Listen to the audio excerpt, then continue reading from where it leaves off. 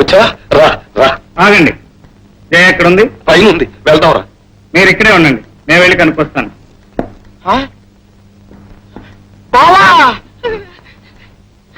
నోర్మి వెళ్ళి అల్లుడి గారికి టిఫిన్ కాపీ చూడు. ఎవరు? నేనా? నువ్వే వెళ్ళు. బాబు చెప్పిందా నెల తప్పడం మాట నిజమేనా? నిజమే. మరైతే ఇంకా ఆలస్యం చేస్తే ఊరంతా కోడైపోయి నా కొంపే కూసేస్తుంది అని చేత బ్రాహ్మణ్ పిలిచి ముహూర్తం పెట్టించి పెళ్లి జరిపించేస్తా. పెళ్లి విషయంలో మా అమ్మ ఒప్పుకుంటేనే తప్ప చేసుకోనని వ్రతం పట్టాను. వచ్చి మా అమ్మని అడగండి. అమ్మ నీకు శాతపడి చెయ్యా చెల్లెమ్మ. నేను ఎదవని దుర్మార్గుణ్ణి పాపిస్తోంది కాదన్ను, కానీ నేను ఒక ఆడపిల్లకి తండ్రిని కూడానమ్మా. మనిద్దరం ఒక రక్తం పంచు పుట్టినోడు, నీకంటే నేను పెద్దోడిని.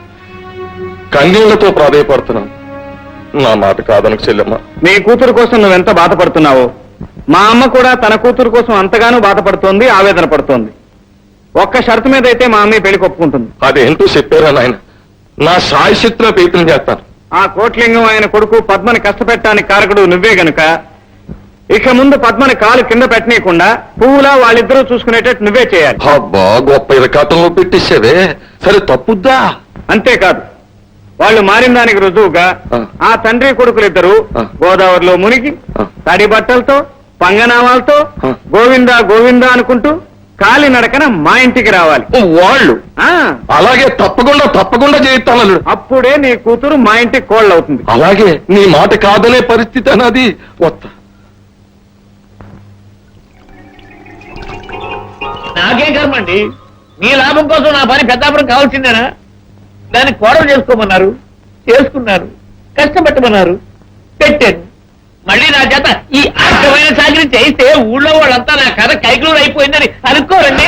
అనుకోరు. అనుకుంటే పెద్ద కొంపలే మునిగిపోలేవయా. అవతల నాకు సాగు బతుకు సమస్య వచ్చింది, బాధపడకు. మావయ్య గారు, మీరెందుకు పనిచేస్తున్నారు?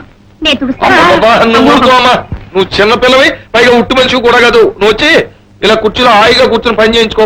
ఏ చేయడానికి ఉన్నారు కదా, అసలు నువ్వు లోపలికి వెళ్ళు. ఇదిగో ఏమయ్యా, ఖర్చు ఎండిలా మెరిసిపోవాలి. నేను మళ్ళీ వస్తాను.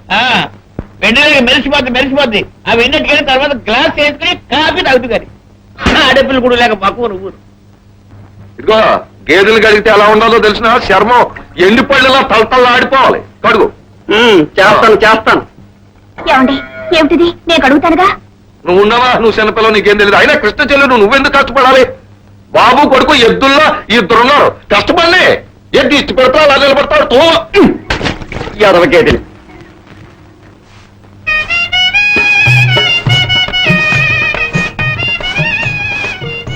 వాకలు దొండానికి కూడా పోయారుమేనటి అతను అడుగుతో దరిద్రంలో నేను చేయలేనండి.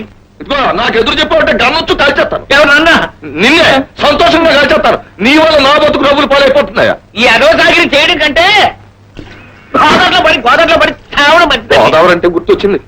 మీ తండ్రి కొడుకులు ఇద్దరు గోదావరిలో మునగాలి. పదం మునిగి మచ్చిలి పట్టలో తేడా మళ్ళీ ఊళ్ళో కావాలి, పని ఉంది. నడండి.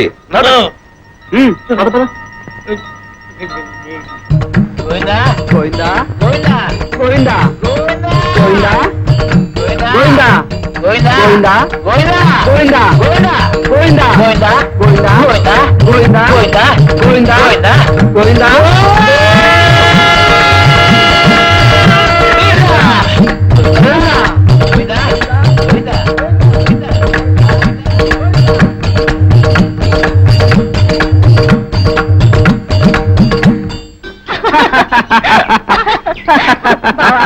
మనం అనుకున్నట్టే మా నాన్న బుట్టలో పడిపోయాడు.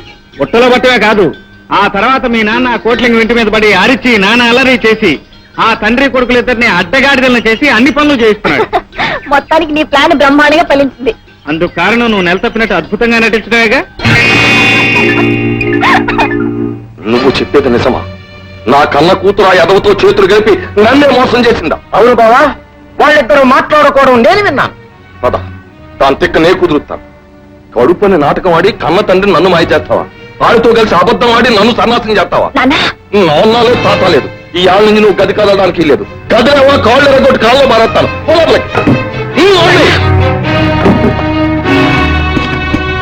రే బుష్, దీనికి తాళం వేసి దాన్ని కదలకుండా చూడు. మిగతా సంగతి నేను ఆలోచించి. ఇంకా ఆలోచించదే ఉంది బావా. అక్క చచ్చిపోతూ నాతో చెప్పేసి ఇంకోసారి ఆ మాట అన్నావంటే నిన్ను చంపేసిన జైలు పోతాం. కోడల పిల్ల చేత చాలా అట్టహాసంగా నోరు వ్రతాలు చేస్తున్నారు. ఏదో ఉండుంటుంది విశేషం. ఏముందండి, 10 మంది ముత్తైదులు పిలిచి ఈ వ్రతం చేసుకుంటే అమ్మాయి మెట్టినింటి వారు రాజభోగంతో రాజమండ్రిలో ఉంటారటండి. నువ్వు వచ్చేవేంటమ్మా అనుభవమా? అదేమిటి అన్నయ్య గారు, అమ్మాయి వ్రతం చేసుకుంటుందని? వ్రతానికి రావాల్సిన వాళ్ళు ముత్తైదువులు. ఏమిటి మీరనేది? ఏం అర్థం కావట్లేదా? 15 ఏళ్ల నుంచి మొగుడు లేని మనిషిని ఏమంటారు? బరిలో కుంక ఉంది కదా అని బొట్టెట్టుకున్నది మాత్రం ముత్తైదు అయిపోతావా? అన్నయ్య గారు, పౌరుషపడిపోకూడదు. అందరికీ తల ఉంపుడు. 15 ఏళ్ళగా మొగుడు మగదిక్కు లేకుండా బతికేదాన్ని ఏమైనా అంటారు, ఏమైనా అనుకుంటారు. ఊరందరికీ నీతులు చెప్పే నీ కొడుకు ఈ మాత్రం నీతి నీకు చెప్పలేదా? ఏమిటమ్మా అంత మాట అన్నారా? అవును బాబు, 15 ఏళ్లుగా ఆయన బతికున్నారని, వస్తారని ఆశతో ముత్తైదుగా మిగిలిన్నాను. కానీ నా కారణంగా నీతిగా బ్రతికే నీకు కూడా నిందలు కలుగుతున్నాయి. నిజానికి భర్త అనే మనిషి ఎక్కడో బ్రతుకుండడం కాదు, తోడుగా పక్కనున్నప్పుడే ఆడదాని పసుపు కుంకాలకు అర్థం ఉంటుంది. అందరి చేత మాటలు అనిపించుకోకుండా నువ్వు ఉండాలంటే ఒక్కటే దారి, ఆయన వస్తారనే ఆశని, ఈ గాజుల్ని.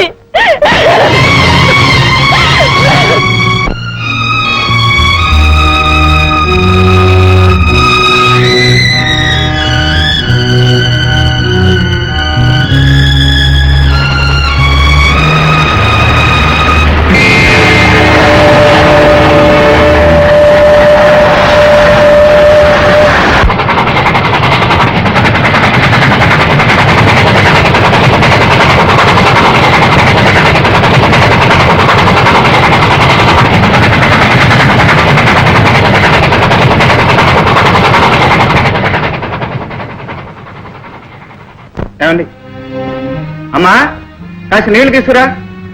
ఎవరు బాబు ఆయన? తెలీదమ్మా, జీవితంలో బాగా దెబ్బతిన వాళ్ళ ఉన్నాడు. రైలు పట్టాల మీద నడుస్తూ ప్రాణాలు పోగొట్టుకోబోతుండగా రక్షించాను.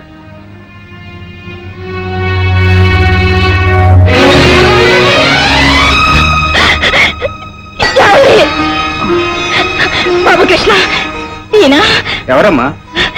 మీ నాన్నగారు బాబు.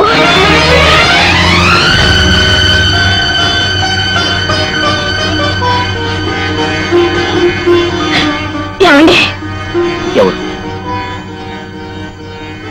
పూర్ణ? నేనేనండి, నేనే. కన్నీరు నిండిన కళ్ళతో ఏళ్ల తరబడి మీకోసం ఎదురు చూస్తున్న మీ అన్నపూర్ణ నేనేనండి. అన్నపూర్ణ, భగవంతుని దయ వలన మళ్ళీ నిన్ను చేరుకోగలిగాను. మిమ్మల్ని రక్షించి తీసుకొచ్చింది మన అబ్బాయేనండి, వీడే మన కృష్ణ. నాన్న,